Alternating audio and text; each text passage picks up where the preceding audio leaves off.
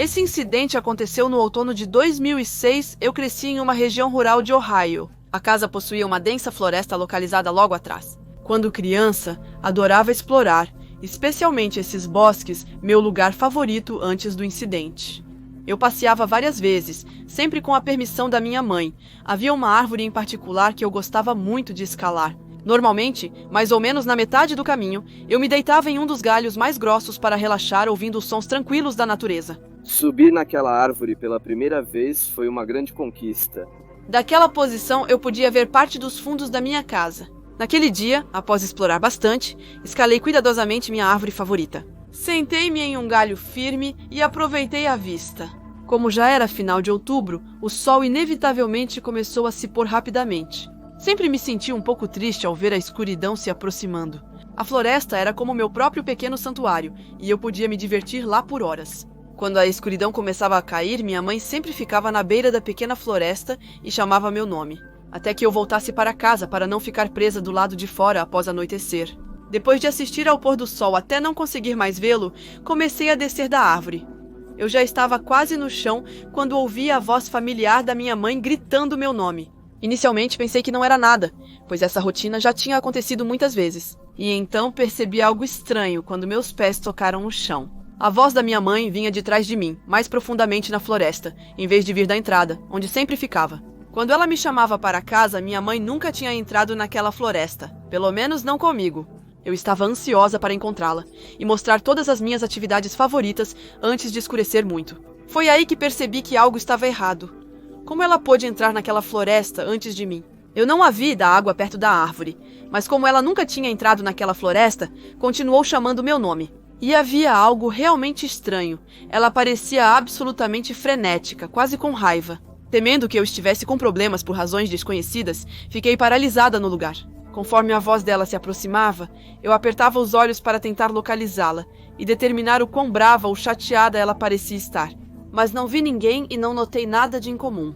De repente, ouvi a voz dela chamando meu nome vindo da direção da casa, e ela parecia muito mais calma. Alguns segundos depois, de algum lugar na floresta, ouvi a voz dela novamente. Não era um eco, nem fruto da minha imaginação. Eu literalmente a ouvia me chamando da beira do quintal dos fundos e também na minha frente. Minhas pernas de repente ficaram bambas. Eu não conseguia entender o que estava acontecendo. Venha aqui agora, dizia a voz que eu achava que era dela. No início percebi que não importava quem ela imitasse, minha mãe se aproximava. Eu não me perguntei se era a verdadeira voz da minha mãe ou não, porque havia algo na maneira como ela falava que me deixava desconcertada. Assustada porque eu veria se continuasse parada ali por mais tempo. Eu me virei e corri em direção à saída do bosque o mais rápido que pude, e é um milagre que eu não tenha tropeçado enquanto fugia. Mesmo próximo de onde eu estava, aquele bosque nunca me pareceu tão grande quanto naquele instante. Atrás de mim, a voz da minha mãe continuava chamando meu nome. O pânico me dominou quando minha verdadeira mãe finalmente apareceu, esperando pacientemente como de costume. No meu estado de medo, eu me recusei completamente a olhar para trás. Ao sair da floresta e entrar no quintal nos braços da minha mãe, a outra voz sumiu repentinamente. Em vez de desaparecer, ela parou exatamente no momento em que pisei no meu jardim. Minha aparência devia estar tão assustada quanto eu pensava, pois minha mãe me perguntou o que havia de errado. E lenta, mas seguramente, meu pânico foi diminuindo. Eu não disse nada até ter certeza de que estávamos seguras dentro de casa, com todas as portas trancadas. Perguntei à minha mãe se ela tinha entrado na floresta. Ela me respondeu que não, parecendo confusa com a pergunta. Depois dessa confirmação, eu hesitei, e perguntei se ela tinha ouvido outra pessoa chamar meu nome e gritar. A resposta para essa pergunta também foi não. Mesmo muito abalada, expliquei tudo o que aconteceu da forma mais clara e racional possível. Minha mãe estava surpreendentemente despreocupada com toda essa história, dizendo que eu devia ter imaginado tudo e que passava tempo demais lá, sozinha. O incidente naqueles bosques ficou gravado na minha memória. Ainda ouço aquela voz tão claramente quanto um sino. Quem quer que fosse, ou o que quer que fosse que me chamava, minha voz soava exatamente como a da minha mãe, mas eu sei que não era ela. Ela não apenas me esperava lá fora, mas sua voz soava estranha de uma forma que até hoje não consigo explicar totalmente. Eu não voltei para a floresta até os meus 17 anos, e mesmo assim, nunca fiquei lá por muito tempo. Analisei todas as explicações possíveis, mas nenhuma parecia totalmente plausível. Com certeza não foi minha mãe pregando uma peça. Não havia nenhuma chance de ela ter feito isso. Além disso, ela nunca foi de fazer esse tipo de brincadeira. Também duvido que tenha sido outra pessoa, pois morávamos em um local muito rural. O vizinho mais próximo ficava a quilômetros de distância, e eu não conhecia pessoalmente nenhum deles. E além disso, como ele poderia saber meu nome e exatamente onde eu estava? Desde então, saímos daquela casa, mas minha mãe e eu, às vezes falamos sobre o incidente. Ela ainda afirma que nunca ouviu nada de incomum lá. Eu sei que não deveria ser assim, mas o que aconteceu naquela floresta continua me atormentando. Passei muitas horas lá antes daquele dia e nunca aconteceu nada. Nada fora do comum. A melhor explicação que eu tenho para isso é a possibilidade de um duplo, ou talvez um demônio, mas eu não tenho certeza. Se alguém tiver uma explicação possível para o que pode ter acontecido, bem, eu gostaria de ouvir. Se algum de vocês que está assistindo a este vídeo já foi ou mora no norte da Califórnia, como eu, concordamos que há uma escassez cruel de lugares assustadores e atividades paranormais em geral. Mas a misteriosa mansão Winchester ainda está de pé, mas ela virou uma armadilha para turistas, o que estraga um pouco seu lado assustador. Há muitos lugares com alta criminalidade, ou áreas duvidosas, aqui e ali. Mas o que vou falar para vocês hoje é algo completamente diferente. O que meus amigos e eu encontramos naquela noite é algo que ainda me assombra. Era no meio das férias de primavera daquele ano, e meus amigos e eu estávamos entediados pra caramba. Nosso voo para Miami foi cancelado de última hora, e teríamos que ficar em casa por mais tempo. Éramos apenas um grupo de adolescentes entediados, querendo viver uma aventura. Sabíamos que tomaríamos decisões estúpidas, mas não havia alternativa. No fim das contas, eu estava navegando no TikTok e acabei encontrando um vídeo bem viral na minha For You page. O TikTok exibia uma sequência de locais paranormais e lendários nos Estados Unidos da América, e uma lenda em particular acontece na cidade de San José, na Califórnia, que é a cidade mais próxima da gente. O TikTok descreve a história de uma tribo, ou algo assim, de pessoas albinas que parecem fantasmas e saem à noite para atacar viajantes indefesos. Eles eram conhecidos por várias atividades e rituais satânicos, e alguns até os acusam de serem responsáveis pelo desaparecimento das pessoas que moravam nessas montanhas. A lenda diz que os albinos satânicos que viviam lá eram amaldiçoados e que eram seres demoníacos vindos de outra dimensão. Outros artigos online falam de uma tribo de criaturas que se parecem com fantasmas, que uivam e capturam pessoas de maneira muito estranha. E muitas outras pessoas na internet até mencionaram ter ouvido gritos agudos e altos toda vez que passavam por lá, depois do pôr do sol. Eu até encontrei uma matéria de um site bastante confiável mencionando o desaparecimento de um jovem nessas mesmas colinas. O jovem excursionista saudável desapareceu repentinamente sem motivo aparente. O corpo dele ainda não foi encontrado pela polícia, mas depois de pesquisar um pouco mais na internet sobre albinos sedentos de sangue, cheguei à conclusão de que provavelmente era algum tipo de culto estranho, ou um grupo de drogados nas colinas. A princípio cogitei que o sumiço do excursionista fosse mera coincidência. E as lendas urbanas são muito fáceis de espalhar na internet. Então, deixei isso de lado, considerando essa história como um mito bobo. Contei para 2-3 amigos e nós rimos bastante dessa lenda. Todos nós éramos céticos sobre essa suposta história do albino sanguinário, achando que era mais uma dessas histórias bobas da internet. A maioria dos meus amigos e eu nunca tínhamos participado de histórias um pouco paranormais. Na verdade, nem acreditamos muito em fantasmas. Mas mesmo assim, era interessante falar sobre essa lenda urbana. Mas meus amigos e eu queríamos viver uma aventura. O tédio nos consumia. E a gente ficou realmente animado ao saber que essa lenda urbana ficava a poucos minutos da nossa casa. E além disso, a gente tinha tempo de sobra, então quisemos conferir por nós mesmos o que estava acontecendo lá. Queríamos provar que esses albinos sanguinários não existiam e que eram apenas colinas normais. No pior cenário, meus amigos e eu teríamos achado um bom lugar para fumar lá em cima. A área parecia extremamente isolada e a gente não tinha nenhum jeito de entrar em contato com a polícia lá de cima. E como a gente não tinha nada melhor pra fazer, fomos pra lá às 2 da manhã. Eu estava acompanhado dos meus amigos Kevin, Taylor e James, que estava no lugar do motorista. E a gente tinha levado algumas coisas com a gente, como lanternas, carregadores de celular e algumas drogas caseiras feitas por nós mesmos. Ajustamos nosso sistema de posicionamento global para Hicks Road, San José, Califórnia e partimos. Nas colinas, tudo parecia normal. As estradas de montanhas sinuosas não tinham nada de muito atípico. Naquele momento baixamos completamente a guarda e até começamos a zombar das pessoas que achavam que a lenda era real. Afinal, esses caras tinham medo de tudo e de nada. Enquanto nos embrenhávamos nas colinas, Kevin disse que encontrou em um fórum do Google um mapa com coordenadas de onde supostamente viviam esses albinos sanguinários. A gente decidiu pegar o touro pelos chifres e ir direto para as coordenadas. Tudo em mim dizia que era uma péssima ideia, mas naquela época eu era muito burro. E quando chegamos lá, as coisas realmente começaram a ficar estranhas. Não tinha mais sinal e a gente estava no meio da floresta às 3 da manhã. Se a gente gritasse ou pedisse socorro, ninguém poderia nos ouvir. E apesar da nossa intuição dizer para não irmos até lá, a gente continuou mesmo assim. Quando chegamos na casa lá, havia uma grande alameda que ia da casa até a estrada principal. E não tinha número na casa, nem nome de rua e também nenhum albino sanguinário. Ficamos realmente decepcionados, mas mesmo assim decidimos explorar a casa. Então todos saímos do carro. Kevin e Tyler foram fumar. Enquanto isso, James e eu exploramos o lado da casa.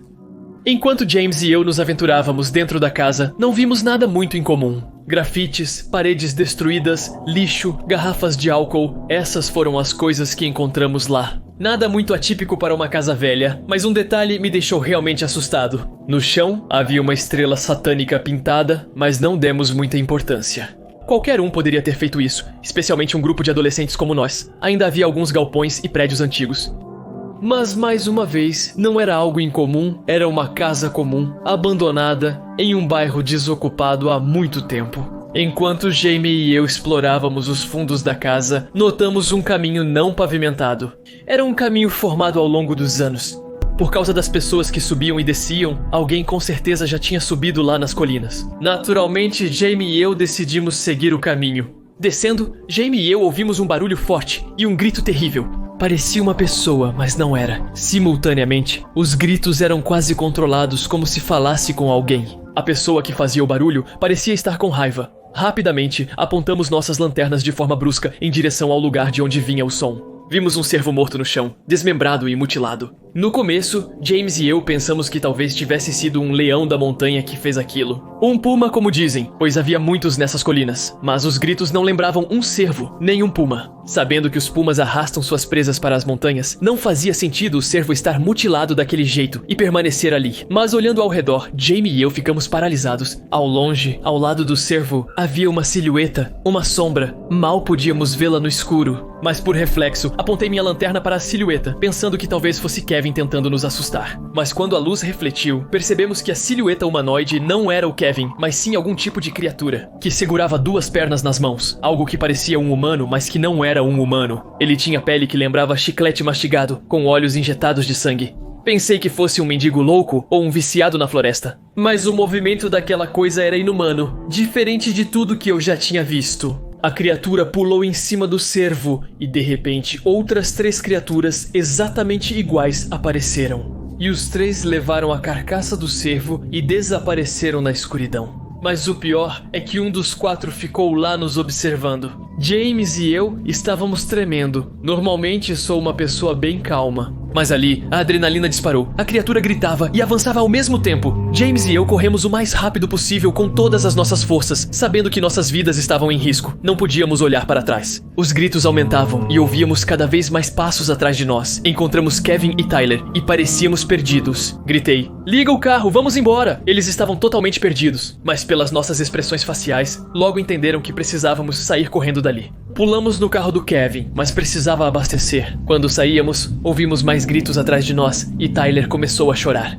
Durante nossa fuga pela estrada de terra, uma criatura subiu pelo lado e pulou no carro. Kevin nem reagiu a tempo. A criatura bateu no para-choque dianteiro e ninguém quis verificar o que tínhamos atingido. Mas eu consegui olhar para trás e vi. O albino não parecia nem um pouco impressionado e não parecia ter se machucado com o carro. Ele só olhou para a gente de um jeito ameaçador enquanto estávamos indo embora. Ao retornarmos para a cidade, relatamos tudo a Kevin e Tyler, com precisão nos detalhes. E a princípio pensamos em chamar a polícia, mas sabíamos que íamos ter problemas porque tínhamos drogas no carro. E de qualquer modo, a polícia não acreditaria em nós. O carro tinha um amassado grande no para-choque, mas infelizmente isso não é suficiente para provar a existência dos albinos sanguinários. Depois dessa história, a gente raramente voltou a tocar nesse assunto. Jamie e eu mencionamos isso 1 ou 2 vezes brevemente, mas decidimos nunca mais falar sobre isso. Kevin e Tyler ficaram céticos no começo, mas quando viram o quanto eu estava assustado, acreditaram em mim na hora. Uma mensagem para todos que visitam a Hicks Road, em San José, Califórnia.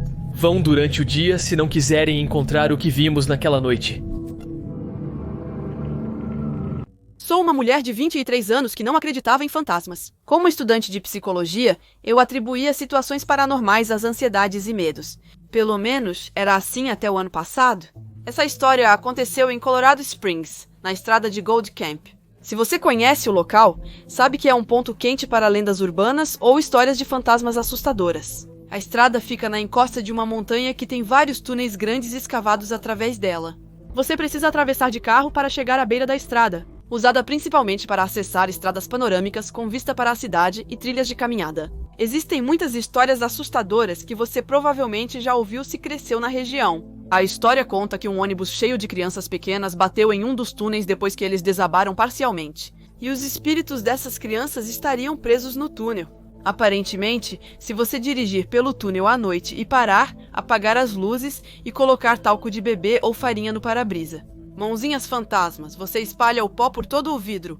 Não tenho certeza se essa história tem alguma validade, mas me disseram que muitas pessoas se livravam de corpos, na beira da estrada. Dessa montanha, as falésias e áreas selvagens aparentam ser um bom lugar para esconder provas. De qualquer forma, nada disso faz sentido para mim.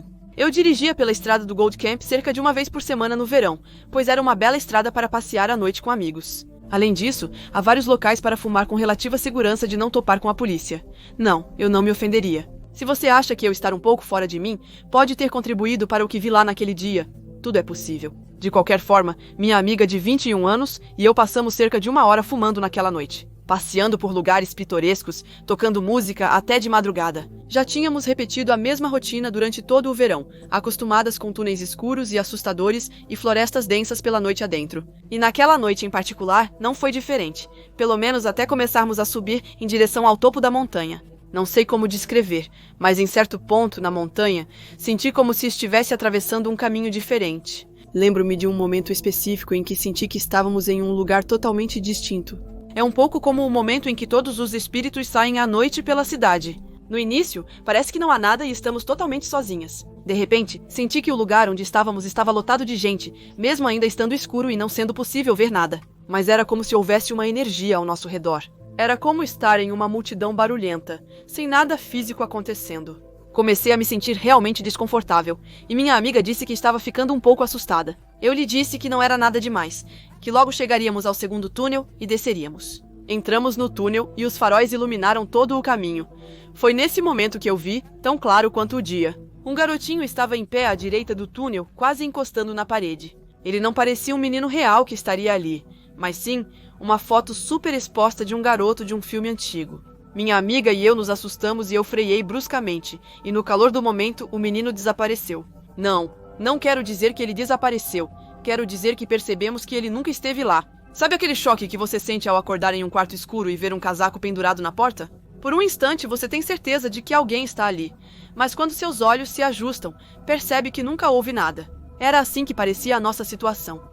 Mas não havia nada que lembrasse a silhueta de um menino ou de uma pessoa. O túnel estava iluminado pelos faróis e não havia pedras ou padrões na parede. Somente uma parede de pedras lisas iluminada pelos faróis. Nunca vi algo parecido. O que me convenceu foi que minha amiga também tinha visto o garoto. Nem eu, nem minha amiga tivemos aquela reação estereotipada de confundir algo com um fantasma, como levar um susto ou sentir um arrepio. Pisei no freio porque tinha certeza, achei que havia uma criança, e de repente nunca houve nenhuma. Essa foi a experiência mais estranha que já vivi. Nunca mais duvidarei de experiências paranormais. Mas o que posso dizer é que não devemos subestimar as lendas urbanas, porque elas têm uma maneira estranha de provar o contrário. Eu trabalhei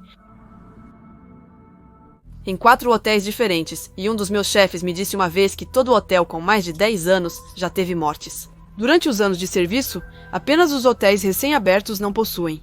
Então, comecei a perguntar para outras pessoas do meu grupo e meus contatos. Nos últimos 3 anos, todos os hotéis da minha região registraram no mínimo uma morte. Se houve mortes, então o hotel certamente é assombrado.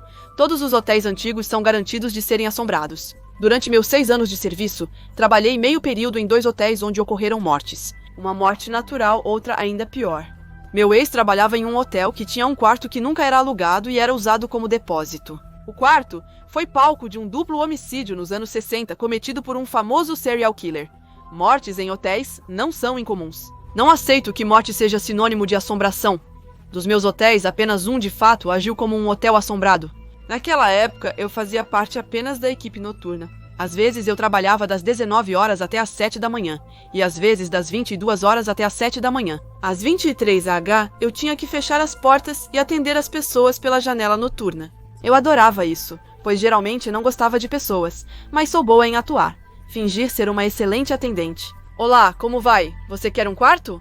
Hospitalidade com os clientes é meu segundo nome, afinal de contas. Mas após as 23h, preciso fechar as portas da entrada, escritório, recepção e sala do café da manhã, ficando sozinha até o café da manhã. Então acredito que isso seja suficiente para que você possa visualizar meu pequeno reino particular. Trancar as portas resume bem meus períodos de trabalho, durante minhas horas de solidão. Algumas semanas depois de começar a trabalhar, eu estava rolando o celular e bam!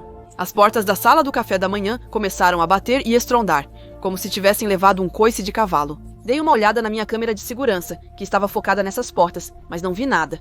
Nada. Então, volto alguns segundos, mas nada. Avanço um pouco mais. Também não há nada estranho.